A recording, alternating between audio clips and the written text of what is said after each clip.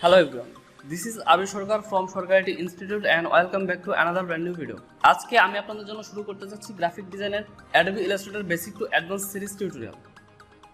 এই সিরিজ টিউটোরিয়ালে আমি Adobe Illustrator প্রত্যেকটি টুলস নিয়ে আপনাদের সাথে আলোচনা ও শেখানোর চেষ্টা করব। আশা করছি একদম নতুন যারা আছেন গ্রাফিক ডিজাইন শিখতে যাচ্ছেন তাদের জন্য খুবই উপকার হবে এই সিরিজ টিউটোরিয়ালটি।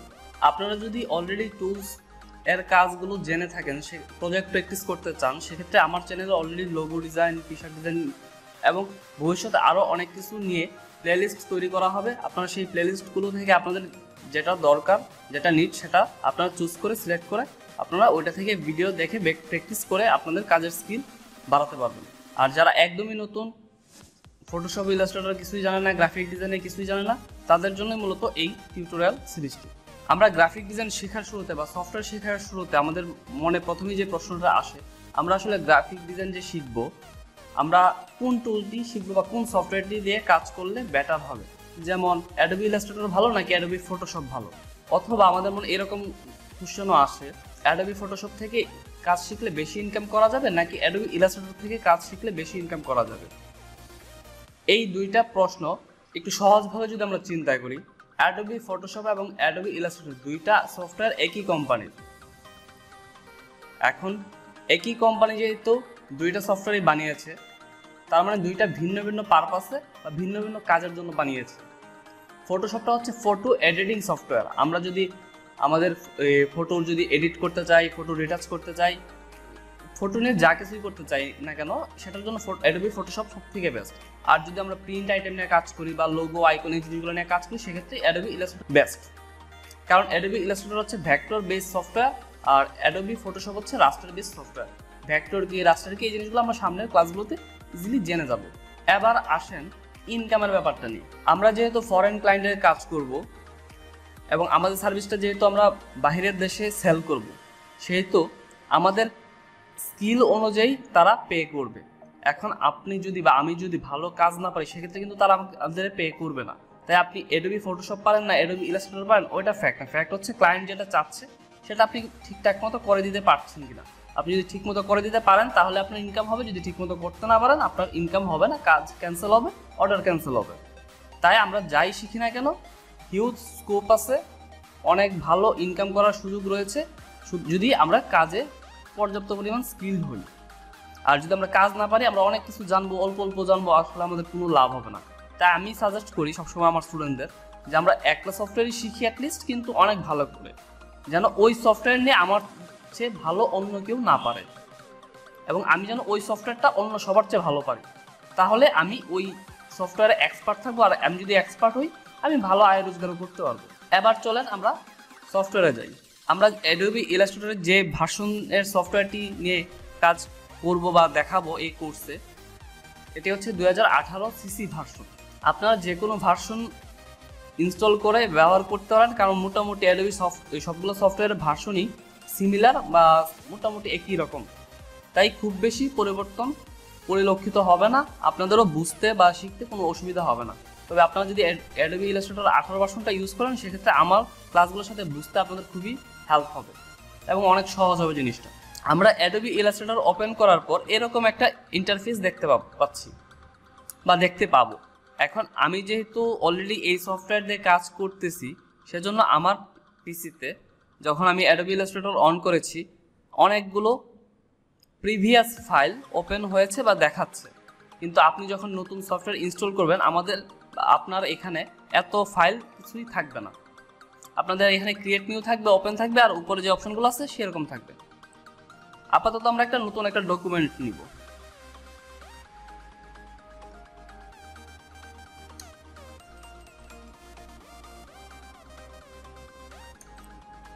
আমরা নতুন ডকুমেন্ট কিভাবে নিলাম, কি করলাম না করলাম, এই জিনিসগুলো আমরা সামনে আস্তে আস্তে বুঝবো। আমরা প্রথমে আগে যেটা বুঝবো সেটা হচ্ছে এই যে ইন্টারফেস দেখা যাচ্ছে, এই ইন্টারফেসটা আসলে কি কাজে লাগে বা ইন্টারফেসের কোন অংশের নাম কি। আমরা একদম বাম পাশে যেটা দেখতে পাচ্ছি, এটা হচ্ছে টুলবার। এখানে অনেকগুলো টুল রয়েছে এবং আমরা যদি টুলগুলো একটু ভালো করে খেয়াল করি, এই টুলটা সিলেকশন টুল এবং যে কোনো একটা টুলের মাঝখানে মাউসটা রেখে দিলে কিছুক্ষণ পর অটোমেটিক নাম শো করতেছে। যেমন এটা হচ্ছে ডিরেক্ট সিলেকশন টুল। নিচে যদি আমরা যাই, সেটা হচ্ছে ম্যাজিক ওয়ান টুল। এখানে টুলবারে যদি আমরা খেয়াল করি সেক্ষেত্রে আমরা দেখব কিছু কিছু টুলের সাথে ছোট অ্যারো টাইপ একটা চিহ্ন বা সিম্বল রয়েছে। তার মানে হচ্ছে আমরা যদি ওই টুলের উপর মাউসের বাটনটা নিয়ে মাউসের রাইট বাটন বা ডান দিকে একটা ক্লিক করি সেক্ষেত্রে আরেকটু অপশন আসবে, মানে এই টুলগুলোর উপর আরও অপশন রয়েছে। যেমন আমরা যদি এই টুলে যাই, দেখেন এখানে পেন টুল একটা সিঙ্গেল টুল, সাথে add anchor point, delete anchor point tool, আরও 3টা এক্সট্রা টুল রয়েছে, মানে এখানে টোটাল সর্বমোট 4টা টুল রয়েছে একটা টুলের ভিতরে। এরকম টেক্সট টুলে যদি আমরা বা টাইপ টুলে যদি দেখি, এখানেও কিন্তু অনেকগুলা অপশন এক্সট্রা রয়েছে। এই টুলবারটাকে আমরা আগের জায়গায় প্লেস করে রেখে দিচ্ছি। দেখেন প্লেস করা আর সরানো বা রাখা খুবই সহজ। আমরা জাস্ট মাউসের লেফট বাটন ধরে টান দিয়ে রাখ করে নিয়ে আসলাম, আবার যখন রাখার জন্য যাব, যখন স্ক্রিনে দেখেন একটা নীল রঙের একটা কালার চলে আসছে, যখন এটা আসছে আমরা মাউসের লেফট বাটন ছেড়ে দেব, এটা অটোমেটিক অ্যাডজাস্ট হয়ে যাবে। এরপর এখানে দেখেন আনটাইটেল টু একটা অপশন আছে বা একটা লেখা আছে। এই যে এই অংশটা আমরা যেটা দেখতে পাচ্ছি সেটা হচ্ছে ডকুমেন্টের নাম এর অংশ। আমাদের ডকুমেন্টটা কোন নামে আছে এই জিনিসটা এখানে আমরা শো করে। এরপর উপরে যদি আমরা দেখি, উপরের গুলা হচ্ছে মেনু বারে কি আছে, file, edit, object, type, select, effect, view, window, help, এরকম। এবং প্রতিটা মেনু বারের মেনুতে যদি আমরা ফাইলে ক্লিক করি অনেকগুলো অপশন রয়েছে, যদি এডিটে যাই এডিটে অনেকগুলো অপশন রয়েছে, অবজেক্টে অনেকগুলো অপশন, এবং টাইপ, সবগুলোতে এরকম অনেক অপশন রয়েছে। এর নিচের দিকে দেখেন আরেকটা স্তর রয়েছে, যে স্তরে নো সিলেকশন, স্ট্রোক, কিছু পয়েন্ট, কিছু অপাসিটি, স্টাইল, ক্যারেক্টার, এরকম অনেকগুলো অপশন রয়েছে। এটা হচ্ছে অপশন প্যানেল বা অপশন বার। এরপর যদি আমরা একদম ডান দিকে আসি, এদিকে যে জিনিসগুলো রয়েছে এই জিনিসটা হচ্ছে প্রপার্টিজ প্যানেল। এবং এই জিনিসগুলোকে যদি এই যে দেখেন এখানে 2টা ছোট অ্যারো রয়েছে, আমরা যদি এটাতে ক্লিক করি এই জিনিসটা এক্সপান্ড হবে এবং ডিটেল জিনিসগুলো শো করবে। আর যদি এটাতে আমরা আবারও ক্লিক করি সেক্ষেত্রে এটা আবার আগের অবস্থানে ছোট অবস্থায় ফেরত যাবে। এখন আমাদের যদি এই টোটাল স্ক্রিন প্লেসটা যদি বড় দরকার হয় সেক্ষেত্রে আমরা এটাকে এত ছোট করে রাখবো। আর যদি আমাদের স্ক্রিনটা এত বড় না হলেও চলে, আমাদের কাজ করার সুবিধার্থে আমরা এই জিনিসটাকে চাইলে বড় করেও কাজ করতে পারবো। এটা সম্পূর্ণ ডিপেন্ড করবে আমাদের কতটুকু স্ক্রিন প্রয়োজন তার উপর। আমরা এটাকে আমাদের মতো কাস্টমাইজ করে সাইজ রাখতে পারবো। আর এখানে যে সাদা অংশ আমরা যেটা দেখতে পাচ্ছি সেটা হচ্ছে আর্টবোর্ড, এবং আমরা মূলত এই আর্টবোর্ডে কাজ করব বা আমরা যে প্রিন্ট করার জন্য যে জিনিসটা করব এটা আর্টবোর্ডের মধ্যে যেটা থাকবে ওইটাই। আর অ্যাডোবি ইলাস্ট্রেটরে আর্টবোর্ডের বাহিরেও কাজ করা যায়। আমরা যদি এখানে কাজ করি, দেখেন আমাদের এইখানেও কিন্তু কাজ শো করতেছে। কিন্তু যদি আমি অ্যাডোবি ফটোশপের কথা যদি চিন্তা করি, ফটোশপে কিন্তু যে আর্টবোর্ড যে অংশটা থাকবে এই অংশের বাহিরে অন্য অংশে কিন্তু কাজ করা যাবে না, বা কাজ করলে সেটা শো করবে না। অ্যাডোবি ইলাস্ট্রেটর আমাদের টোটাল কাজের এরিয়া, যদিও এই সাদা অংশটা আর্টবোর্ড, কিন্তু আমরা চাইলে এই টোটাল এই এরিয়াটা অংশটা নিয়েই আমরা কাজ করতে পারবো। কিন্তু আমাদের যেই সাইজে ক্লায়েন্ট বলবে ওই সাইজটা আমরা এখানে আর্টবোর্ড হিসেবে নিব এবং ওই আর্টবোর্ডের মধ্যে আমরা কাজ করার ট্রাই করব। আমরা মোটামুটি অ্যাডোবি ইলাস্ট্রেটর ইন্টারফেস সম্পর্কে বেসিক একটা ধারণা পেয়েছি। এবার আমরা যে জিনিসটা সম্পর্কে ধারণা নিব সেটা হচ্ছে যে একটা নতুন ডকুমেন্ট আমরা কিভাবে আসলে ক্রিয়েট করতে পারি। সেজন্য আমরা প্রথমে ফাইল থেকে নিয়ে যাব অথবা ক্রিয়েট নিয়ে ক্লিক করব। এরপর এরকম একটা অপশন আসবে। এখন আমরা যদি এখানে খেয়াল করি ভালো করে, এখানে রিসেন্ট একটা অপশন রয়েছে। এই রিসেন্ট অপশনটা হচ্ছে আমরা লাস্ট যেই সাইজের ডকুমেন্ট নিয়ে কাজ করেছি এই সাইজের বিভিন্ন ডকুমেন্ট অলরেডি ডিফল্টভাবে এখানে সেট করা আছে। আমরা এটাতে জাস্ট একটা ক্লিক করব, এই ডকুমেন্ট ওপেন হয়ে যাবে। ব্যাপারটা অনেক এরকম। আবার যদি সেভডে যাই, আমরা কিছু বাই ডিফল্ট যদি সেভ করে রাখি কোনো ফরম্যাট, কোনো ডিফল্ট সাইজ, সেটাও এখানে শো করবে এবং এইটা ক্লিক করে আমরা ইজিলি ওই জিনিসটা অ্যাক্সেস করতে পারবো। এছাড়া এই সফটওয়্যারের বাই ডিফল্টভাবে মোবাইলের জন্য কিছু স্ক্রিন বা সাইজ ডিফল্টভাবে এখানে সেট করা আছে, ওয়েবের জন্য কিছু সাইজ সেট করা আছে, প্রিন্ট আইটেমের জন্য কিছু আছে, ফিল্ম অ্যান্ড ভিডিও। দেখেন এখানে কিন্তু আমরা চাইলে ভিডিও নিয়েও কাজ করা যায় এবং ভিডিওর অপশন কিন্তু রয়েছে, যদিও এটা ভিডিওর মানুষ আমরা তেমন একটা কাজ করি না। আর আর্ট অ্যান্ড ইলাস্ট্রেশনের জন্যও এখানে সাইজ রয়েছে। এখন আমাদের যদি এই ধরনের কোনো সাইজ প্রয়োজন হয়, যে সাইজগুলো এখানে বাই ডিফল্টভাবে আছে, আমরা চাইলে এখান থেকে নিতে পারবো, অথবা আমরা যে সাইজটা নিয়ে কাজ করতে যাচ্ছি সেই সাইজটা এখানে অ্যাভেলেবল না। এর কারণ হচ্ছে এই সফটওয়্যারটা মূলত ইউরোপ বা আমেরিকার যে ক্লায়েন্ট তাদের উপর বেস করে কিন্তু সফটওয়্যারটা মূলত ক্রিয়েট করা, বা ওই সব অডিয়েন্সকে টার্গেট করে কিন্তু সফটওয়্যারটা বানানো। সেই জন্য এইখানে যে সাইজটাগুলো আছে এগুলো হচ্ছে সব গ্লোবাল সাইজ। এখন আমাদের বাংলাদেশে কিন্তু এই সাইজগুলো perfectly same to same use হয় না, একটু কম বেশি করে মানুষ ইউজ করে। সেক্ষেত্রে আমাদের কিন্তু সাইজ একটু 19-20 হতে পারে। সেজন্য আমরা আমাদের যে সাইজ দরকার ওই সাইজ নিয়ে কাজ করব। এবং এর বাইরেও পৃথিবীতে অনেক ধরনের আইটেম রয়েছে, যে আইটেমগুলোর সাইজ এখানে ডিফল্টভাবে দেওয়া নাই। আমরা যদি ওই সব আইটেম নিয়ে কাজ করি সেক্ষেত্রে কিন্তু এখানে থাকবে না, আমাদের এখানে লেখা লাগবে। এখন দেখেন প্রথমে যে অপশনটা পাচ্ছি আমরা, এটা হচ্ছে আনটাইটেল 3। এই আনটাইটেল 3 এটা হচ্ছে ডকুমেন্টের নাম। এখন আমরা ডকুমেন্টের নাম দিব ক্লাস 1। এরপর এখানে যে অপশন রয়েছে ওয়াইড হাইট, এটা দেওয়ার আগে আমরা এখানে পয়েন্টে যাব। এখানে দেখেন আমরা যে সাইজটা নিতে যাচ্ছি সেই সাইজের পরিমাপক কী হবে, একক কী হবে, ওই জিনিসটা এখানে আসলে নির্ধারণ করে। এখন এখানে কি কি রয়েছে, পয়েন্ট রয়েছে, ইঞ্চি রয়েছে, পিকাস রয়েছে, মিলিমিটার, সেন্টিমিটার, পিক্সেলস, অনেক কিছু। এখন আমরা নর্মালি কি নিব, আমাদের যেই সাইজটা নিয়ে কাজ করা দরকার আমরা নর্মালি ওইটাই নিব। আপাতত আমি আপনাদের দেখানোর জন্য জাস্ট পিক্সেল একটা সাইজ নিচ্ছি। পিক্সেল 1000 ওয়াইড নিচ্ছি আর হাইট নিচ্ছি 1000। এটা হচ্ছে মূলত সোশ্যাল মিডিয়া যখন আমরা পোস্ট করি বা ফেসবুকের জন্য একটা পোস্ট ডিজাইন যখন আমরা করি তখন মূলত আমরা স্কোয়ার সাইজের সাইজ নিয়ে টেমপ্লেট রেডি করি বা ডিজাইন করি। আমাদের ওয়াইড হাইট নেওয়া কমপ্লিট।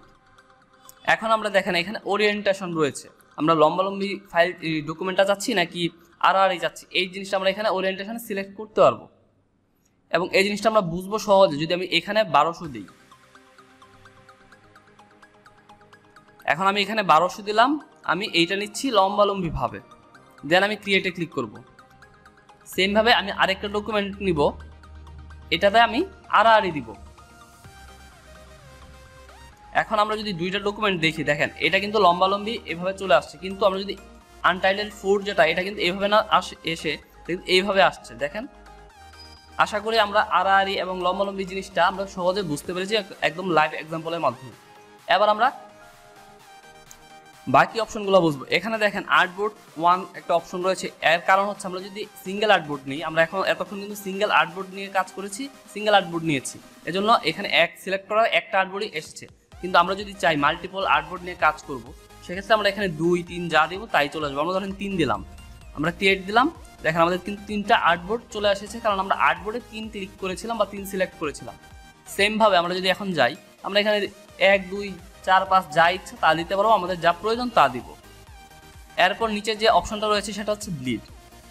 এটা হচ্ছে সেফটি মার্ক ডিজাইনে আমরা সেফটি মার্ক ব্যবহার করব, যেন আমরা ডিজাইন করার পর প্রিন্ট করার পর যখন কাটা পড়ে ডিজাইন, সেজন্য যেন ডিজাইনটা নষ্ট না হয়, সেজন্য আমরা আগে থেকে সেফটির জন্য কিছুটা অংশ রেখে ছেড়ে এরপর ডিজাইন করব। এই জিনিসটা আমরা পরবর্তী ক্লাসে যখন আমরা কোনো প্রজেক্ট করব তখন আমরা এই জিনিসটা আরও বেশি ক্লিয়ার হয়ে যাব। এর নিচে দেখেন অ্যাডভান্স অপশন রয়েছে। অ্যাডভান্স অপশন আমরা যদি ক্লিক করি, সেখানে কালার মোড সিলেক্ট করার অপশন রয়েছে, স্ক্রিন, ডিফল্ট, এই জিনিসগুলো রয়েছে। এখন আমরা যদি দেখি কালার মোড কী কী রয়েছে, 8GB এবং সিএমওয়াইকে। 8GB হচ্ছে রেড, গ্রিন, ব্লু, মানে এই 3টা কালার নিয়ে যতগুলো কালার ক্রিয়েট হয়েছে এবং যতগুলো কালার দুনিয়াতে আছে সবগুলো হচ্ছে 8GB কালার। আর সিএমওয়াইকে মানে হচ্ছে সায়ান, ম্যাজেন্ডা, ইয়েলো, ব্ল্যাক, এই 4টা কালার মিলে যতগুলো কালার সৃষ্টি হয়েছে সবগুলো কালারে মিলেই কিন্তু সিএমওয়াইকে কালার। এখন আমরা যখন নর্মালি ওয়েবের জন্য কোনো কাজ করব, সেক্ষেত্রে এটা 8GB থাকবে। আর যখন প্রিন্টের আইটেম নিয়ে কাজ করবো, যেটা প্রিন্ট হবে সেটা সিএমওয়াইকে কালারে করব। যেমন আমরা অনেক সময় শুনে থাকি যে দোকানগুলা বা প্রিন্টের দোকানগুলোতে এরকম কথা বলে, বা তাদের বিজ্ঞাপনগুলোতে এমন থাকে যে 4 কালার প্রিন্টিং বা 3 কালার প্রিন্টিং। তো এখানে দেখেন 8GB হচ্ছে 3টা কালার, সিএমওয়াইকে কিন্তু 4টা কালার, এবং এই 3-4 কালার প্রিন্টিংটাই কিন্তু এখানে তারা ইন্ডিকেট করে। এর নিচে দেখেন স্ক্রিন রয়েছে 72 পিপিআই। পিপিআই হচ্ছে পিক্সেল পার ইঞ্চি, মানে 1 ইঞ্চিতে কতটুকু পরিমাণ কালার ইউজ করা হবে সেই জিনিসটা এখানে বোঝানো হচ্ছে। এখানে বিভিন্ন অপশন রয়েছে। আমরা প্রিন্টের জন্য নর্মালি হাই 300 পিপিআই এই জিনিসটাই বেশি ব্যবহার করি। এরপর মোর সেটিংস একটা অপশন রয়েছে। এই সেটিংটা আমাদের খুব একটা দরকার পড়ে না, কারণ আমাদের যা যা করা দরকার আমরা অলরেডি করে ফেলেছি। তারপর যদি এখানে কোনো দরকার পড়ে, আমরা পরবর্তী ক্লাসে আরও অ্যাডভান্স লেভেলে যখন জিনিসগুলো করবো তখন আমরা এই জিনিসগুলো পেয়ে যাব। দেন আমাদের মোটামুটি সব ইনফরমেশন নেওয়া কমপ্লিট। এখানে আমরা একটু নাম দিই ক্লাস 02। এখন আমি দেখেন আমি কিন্তু ক্লাস এখানে 1 দিই নাই, কারণ আমি ক্লাস 1-এর একটা আর্টবোর্ড অলরেডি নিয়ে রেখেছি। এখন যদি আমি ক্লাস 1 এখানে দিই, ডাবল আর্টবোর্ড তো দুইটা একসাথে হবে না একই নামে, সেজন্য আমি ক্লাস 2 আর্টবোর্ডটার নাম দিয়ে নতুন একটা আর্টবোর্ড নিচ্ছি।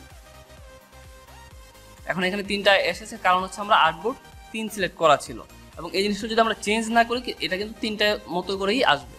সেজন্য আমরা সব কিছু বারবার চেঞ্জ করে আমাদের যেমন দরকার ওইরকম করে এরপর আমরা ইউজ করব। এরপর আমরা যদি একটু ডান পাশে উপরের দিকে দেখি, এখানে এসেনশিয়াল ক্লাসিক আমারটা সিলেক্ট করা রয়েছে। আপনাদেরটা প্রথমের দিকে এসেনশিয়াল সিলেক্ট করা থাকতে পারে বা অন্য কিছু থাকতে পারে। আপনাদেরটা প্রথম আপনারা যেভাবেই থাকুক না কেন আপনারা এসেনশিয়াল ক্লাসিক সিলেক্ট করে নেবেন, না হলে এখানে যে অপশন প্যানেলগুলো রয়েছে বা অপশন বারটা রয়েছে এই জিনিসটা আপনাদের স্ক্রিনে পাবেন না। আজকের এই ক্লাসে আমরা সফটওয়্যারের বা টুলসের তেমন কোনো কাজ শিখবো না, আমরা জাস্ট বেসিক ইন্টারফেসের যেটা জানা দরকার আমরা বেসিক ক্লিয়ার করেছি। পরবর্তী ক্লাসে আমরা কোনো একটা টুলস শিখবো। দেখা হবে আপনাদের সাথে পরবর্তী ভিডিওতে নতুন কোনো টপিকে। সে পর্যন্ত সকলে ভালো এবং সুস্থ থাকবেন। ধন্যবাদ সকলকে।